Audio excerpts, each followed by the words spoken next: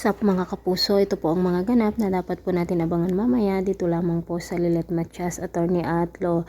Nakapagdesisyon na nga po si Ira na ibenta lahat ang mga naiwang alahas ng kanyang mati upang sa ganun nga ay magpagaw sila ng sarili nilang law firm kasama ang kanyang fiancé na si Renan. Tumutol nga si Frankie dito sa desisyon ni Ira, ngunit wala man itong magawa at naikwento nga ni Frankie kay Lilet ang balak ni Ira kung kaya't noong araw na event na iyon ni Ira ay pumunta si Lilet upang sa ganun ay gusto niyang kunin ang laging sinusuot noon ni Atty. Meredith para sa ganun ay meron daw siyang alaala sa kanilang yumaong ina. Ngunit dahil sa panunulusol ni Renan dito kay Ira ay hindi pumayag si Ira na ibigay kay Lilet ang kanyang hinihiling, bagkus ay pinalayas nga niya ito dito sa naturang event. Samantala, nakapagdesisyon naman po si Ramir na habang nabubuhay pa siya ay hatiin na niya ang kanyang mga ari-arian at ibigay nga kay Lilet ang kalahati.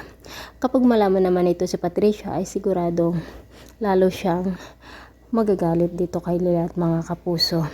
Samantala, nakapagdesisyon na nga rin po si Lilet na mag-file ng kaso dito kay Ira para makakuha siya ng hati dito sa kayamanang iniwan ni Atty. Meredith sa kanya at para na rin mailigtas nga si Ira kung ano man ang binabalak ng kanyang fiancé dito sa paghutot ng pera. So mga kapuso, sana naman matauhan itong si Ira.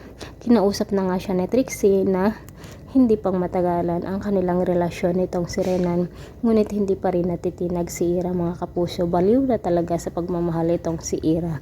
So abangan po natin kung mananalo ang ating bida dito sa kanyang kaso at sa kaso na rin na hawak niya dito kay Ninya mga kapuso. Lalo pat si Atty. Renan ang kanyang makakasagupa dito sa paghawak niya sa kaso ni Ninya dahil si Atty. Renan ang kinuha ng Kuya Tomas ni Ninya. Abangan po natin. Thanks for watching. Bye bye.